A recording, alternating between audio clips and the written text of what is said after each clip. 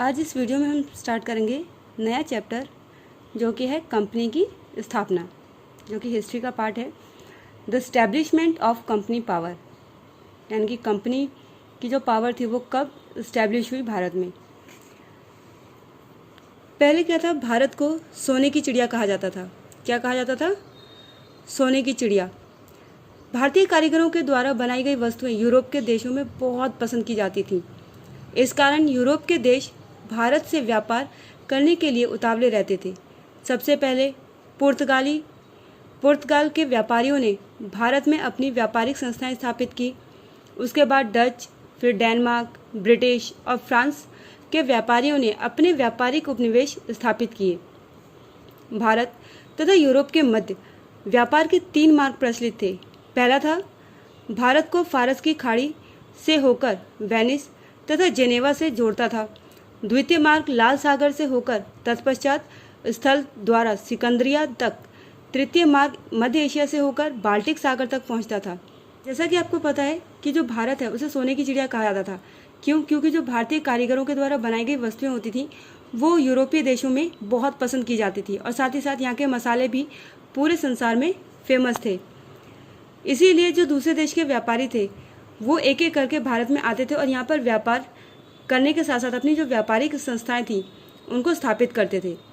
सबसे पहले पुर्तगाली जो व्यापारी थे वो भारत में आए, उन्होंने अपनी व्यापारिक संस्थाएं स्थापित की। उसके बाद एक एक करके डच, डेनमार्क, ब्रिटिश और फ्रांस के जो व्यापारी थे उन्होंने आकर भारत में व्यापार किया। भारत और यूरोप के बीच 3 मार्ग सबसे ज़्यादा प्रचलित थे। पहला था, भारत को फारस की खाड़ी से होकर वेनिस और जेनेवा से जोड़ता था। दूसरा मार्ग था लाल सागर से होकर उसके बाद सिकंदरिया तक जाता था। और तीसरा मार्ग था जो कि मध्य एशिया से होकर बाल्टिक सागर तक पहुंचता था। तो इन 3 मार्गों से ही जो यूरोपियन कंट्रीज थी वो भारत में एंटर हुई। स्टूडेंट्स, ये मैप जो आप देख रहे हैं इसमें 1705 एडी यानी कि 1705 ईसा पूर्व यूरोपीय कंपनियों की जो फैक्ट्रीज थी और एजेंसियां जो भारत में स्थापित की गई थी उन्हीं को दर्शाया गया है। जो रेड सर्कल है वो अंग्रेज़ों द्वारा स्थापित कंपनियां थी, फैक्ट्रियां थी। जो ट्रायंगल शेप में है, त्रिकोण में है, वो फ्रेंच द्वारा स्थापित फैक्ट्रीज थी।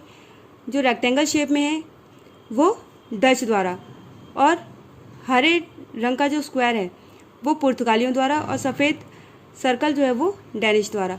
तो ये एक एक करके जो कंपनीज, यूरोपियन कंपनीज जो भारत में आई थी, उन्होंने ज़्यादातर सदर्न पार्ट जो था, साउथ का जो पार्ट था यानी कि आंध्र प्रदेश साइड का जो हिस्सा है, ज़्यादातर यूरोपियन कंट्रीज़ ने यहीं पर आकर के अपना डेरा डाला। और ये सब जितने भी यूरोपियन कंट्रीज़ थी वो सारी की सारी बंगाल की खाड़ी से होते हुए ही भारत में एंटर करती थी। आपको अपनी नोटबुक में इसी प्रकार जैसे दिखाया गया है वैसे ही आपको यूरोपियन कंट्रीज़ भारत के मैप में यानी कि भारतीय मानचित्र में दर्शानी है। सबसे पहले हम पढ़ते हैं भारत में पुर्तगाली, यानी कि जब पहली बार पुर्तगाली व्यापार करने के लिए भारत में आए। सबसे पहले पुर्तगालियों ने यूरोप से भारत के लिए एक नया मार्ग खोज निकाला।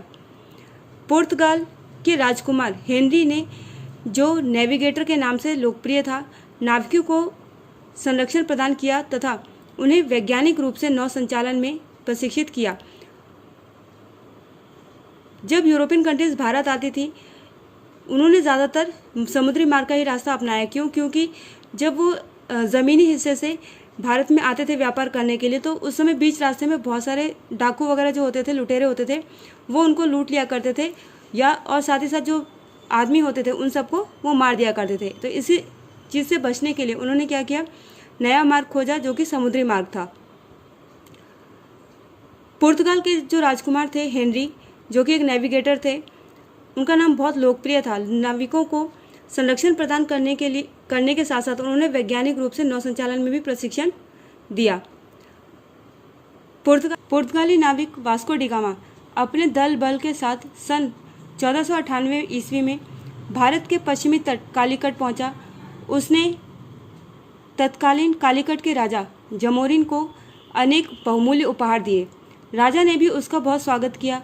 पुर्तगालियों ने कोचीन, कालीकट और किन्नौर में व्यापारिक केंद्र स्थापित किए। उन्होंने व्यापार और वाणिज्य की प्रगति के लिए शक्तिशाली जलसेना और समुद्री बेड़े का गठन किया। और सबसे पहले भारत में वो कहाँ पर आया? पश्चिमी तट के कालीकट स्थान पर। उसने उस समय कालीकट के जो राजा थे जमोरिन, उनको बहुत सारे बहुमूल्य उपहार दिए, जिससे खुश होकर के राजा ने भी उनका काफ़ी स्वागत किया। पुर्तगालियों ने अपना व्यापार केंद्र स्थापित करने के लिए क्या किया? राजा की परमिशन ली। उनके बहुमूल्य उपहारों को देख करके जो राजा जमोरिन थे, उन्होंने उन्हें केंद्र स्थापित करने की परमिशन दे दी। उसके बाद उन्हीं केंद्रों की सुरक्षा के लिए उन्होंने क्या किया? जलसेना और समुद्री बेड़े का गठन भी किया। अल्फांसो पुर्तगाली गवर्नर ने सन 1510 ईस्वी में गोवा को जीतकर वहां पुर्तगाली शासन स्थापित किया। उसने प्रशासन चलाने में भारतीयों की सहायता ली। भारत में अब उनका अधिकार गोवा, दमन और द्वीप पर हो गया था। उसके बाद 1510 में अल्फांसो पुर्तगाली गवर्नर जो था वो भारत आया। उसने क्या किया? गोवा पर आक्रमण किया और उसको जीतकर वहाँ पर पुर्तगाली शासन जो था उसको स्थापित किया। और जब वो लोग भारत आए तो उनको भारतीय भाषा जो थी, जो कि आम जनता की भाषा थी, वो उनको बोलनी नहीं आती थी, समझ में भी नहीं आती थी। इसलिए उन्होंने क्या किया? जो भारतीय थे उनकी सहायता ली, ताकि लोगों की भाषा बोलने और समझने में सहायता मिल सके। भारत में अब उनका अधिकार जो था गोवा, दमन और द्वीप पर हो गया। पुर्तगालियों ने भारतवासियों को ईसाई धर्म स्वीकार करने के लिए विवश किया, जिससे लोगों में इनके प्रति घृणा पैदा हो गई। इस घृणा ने उनकी सत्ता को समाप्त कर दिया।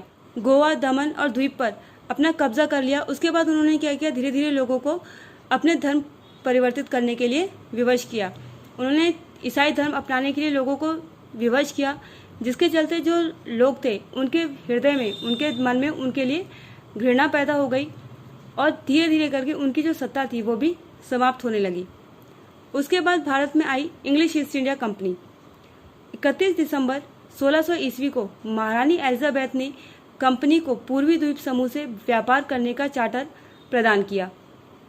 तृतीय यात्रा कैप्टन हॉकिंस के नेतृत्व में की गई। 31 दिसंबर 1600 ईस्वी में क्या हुआ? जो महारानी एलिजाबेथ थी कंपनी की, उन्होंने एक चार्टर निकाला और तृतीय यात्रा जो थी वो कैप्टन हॉकिंस के नेतृत्व में की गई। उसके बाद 1612 ईस्वी में हॉकिंस जो था वो सूरत आया और उसने सूरत में ही अपनी फैक्ट्री लगाई। सन 1615 ईस्वी में इंग्लैंड के सम्राट जेम्स प्रथम ने सर टॉमस रो को मुगल सम्राट जहांगीर के दरबार में भेजा। सर टॉमस रो जो थे, जब वो मुगल सम्राट जहांगीर से मिले तो उन्होंने व्यापारी रियायतें तो थी, जैसे टैक्स वगैरह ना लिया जाए, उन्हें खुली छूट दी जाए कि वो कितना भी सामान भारत में ला सकें या भारत से ले जा सकें। इस प्रकार की जो रियायतें थी वो टॉमस रो ने जहांगीर से मांगी और जहांगीर जो था उसने इन सब चीज़ों की परमिशन भी दे दी। अंग्रेज़ों ने भी मसूलीपट्टनम में आराम गांव स्थान पर अपने व्यापारिक केंद्र स्थापित किए। उसके बाद 1639 में इंग्लिश कंपनी ने मद्रास को खरीद लिया और वहां फोर्ट सेंट जॉर्ज नामक किलाबंद फैक्ट्री स्थापित करने की अनुमति प्राप्त कर ली। सन 1633 ईस्वी में बालासोर तथा हरिहर और 1651 ईस्वी में हुगली में फैक्ट्रियां स्थापित की गई।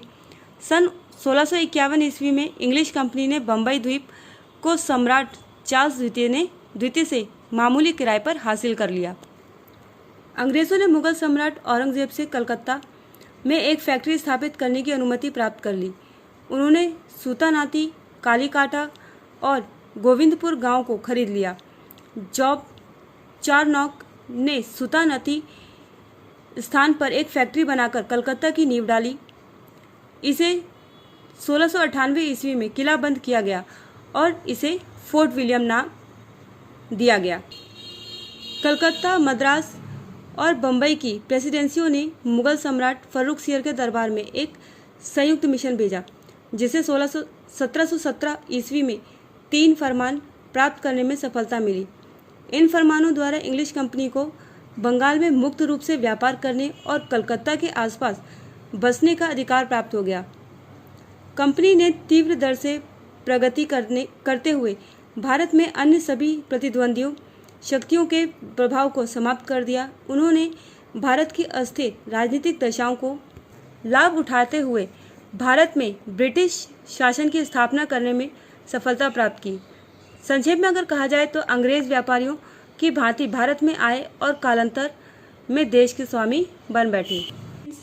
ईस्ट इंडिया कंपनी ने जब भारत में पहली बार कदम रखा तो थॉमस रो जो थे उन्होंने जहांगीर के दरबार में जाकर के उनसे कुछ रियायतें मांगी। जहांगीर ने उन रियायतों को मान लिया, स्वीकार कर लिया और उसके बाद एक एक करके जो अंग्रेज थे उन्होंने क्या किया, मसूलीपट्टनम, फिर सूरत, बॉम्बे, कलकत्ता और भी बहुत सारी जगहों पर धीरे धीरे करके उन्होंने फैक्ट्रीज लगानी शुरू कर दी। और वो जो फैक्ट्रीज थी उनकी किलेबंदी की जाती थी। किलेबंदी इसलिए की जाती थी ताकि वो उस फैक्ट्री में क्या प्रोडक्शन कर रहे हैं, क्या उत्पादित कर रहे हैं, क्या काम कर रहे हैं, क्या नहीं कर रहे हैं, उस तरीके की जानकारी जो है वो बाहर किसी व्यक्ति को ना हो। इसीलिए वो क्या करते थे, अपनी जो फैक्ट्री होती थी उसके आसपास बड़ी बड़ी किलेबंदी कर देते थे। जो अंग्रेज थे उन्होंने कलकत्ता, मद्रास और बम्बई की प्रेसिडेंसियों ने मुगल सम्राट फर्रुख शेर के दरबार में एक संयुक्त मिशन भेजा जिसे फरमान के नाम से जाना जाता है। और ये तीनों फरमान जो थे वो इंग्लिश कंपनी तीनों फरमान प्राप्त करने में जो अंग्रेज थे उनको सफलता मिल गई। इसके तहत क्या था, जो इंग्लिश कंपनी थी उसको बंगाल में मुक्त रूप से व्यापार करने की और कलकत्ता के आसपास बसने का अधिकार प्राप्त हो गया। मुक्त रूप से व्यापार कहने का मतलब है कि जब वो कोई भी सामान बाहर से यानी कि यूरोप से हमारे देश में भारत में ला सकते हैं और भारत से कोई भी वस्तु जो है वो दूसरे देश में लेकर जा सकते हैं। उसके लिए उन्हें किसी भी प्रकार का कर देना नहीं पड़ेगा। लेकिन जब भारत में वो पहली बार आए थे तो उन्हें व्यापार करने के लिए कर देना पड़ता था। तो ये फरमान जारी होने के बाद उन्हें पूरी तरीके से छूट मिल गई कि वो मुक्त रूप से भारत में व्यापार कर सकते हैं और साथ ही साथ कलकत्ता के आसपास का जो इलाका है वो वहाँ पर अपनी फैक्ट्रीज वगैरह या कॉलोनीज वगैरह जो होती हैं उनको स्थापित कर सकते हैं। और इसी तरीके से बहुत सारी कॉलोनीज बनाने के बाद, फैक्ट्रीज लगाने के बाद उन्होंने एक एक करके अपने जो प्रतिद्वंदी थे यानी कि दूसरी यूरोपियन कंट्रीज जो थी उनको पराजित किया और व्यापारियों के रूप में जब वो भारत आए थे अब वो धीरे धीरे करके भारत के स्वामी यानी कि हमारा जो देश था उसके स्वामी बन बैठे। अब स्टूडेंट्स नेक्स्ट वीडियो में हम पढ़ेंगे फ्रेंच ईस्ट इंडिया कंपनी के बारे में।